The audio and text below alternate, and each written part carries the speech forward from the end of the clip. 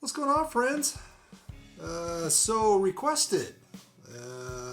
Someone asked me to set the original all 12 AX7s in the PRS MT15.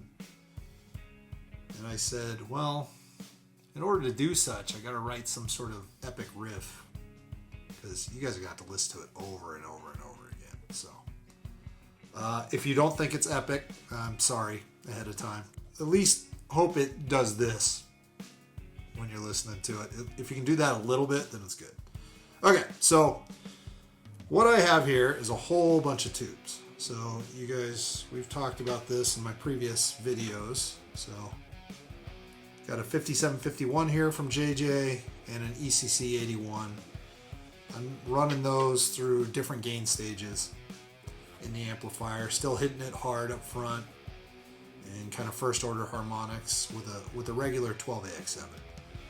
So in this clip, I'm going to have a bunch of setups I have for the 12AX7s, and then as I have it set up, how I like the amp. So I have a regular JJ 12AX7, which I'll load the entire amp with JJs. I do not have full sets of 12AX7s of a bunch of different brands, but what I do have is I have a Ruby tube 12AX7. I have a Sovtek 12AX7 here.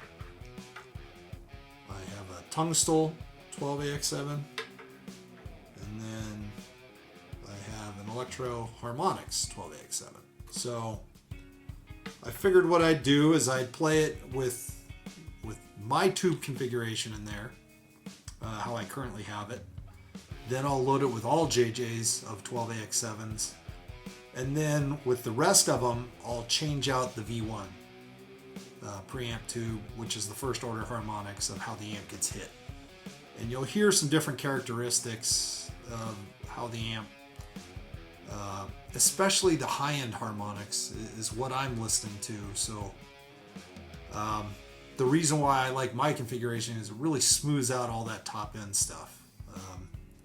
The only way I can equate it is if you watch the new Star Wars movies where Kylo Ren has his lightsaber, it's nasty and gnarly and looks like it's about to explode. I kind of equate some of these 12AX7s to that. You know, it's not real refined in sound, and it sounds like it could blow up at any time. So that's kind of what I'm looking for, is smoothed out top end harmonics and some warmth up there. So you guys take a listen. I'd love to hear which one you guys prefer. So I'm using my PRS S2 loaded with Seymour Duncans, so it's a JB in the bridge, a jazz in the neck. The leads are played on the neck with the jazz. All the rhythms are done on the JB. Obviously through the PRS MT15, all the tones, same settings. It's all red channel. I left the gain exactly the same, so the comparison is equal as I can get it. It's going through the 2 notes captor into my Apple Logic Pro X, and then I have a dual rectifier cab simulation for IR, and that is mic'd. The simulation's mic'd with like a Royer 121, nice ribbon mic. And then I think through the lead, same cabinet, but I have it on the neck. And then I think that one has an emulation of like a condenser, like a U87 or something like that. Yeah, well, let's get going.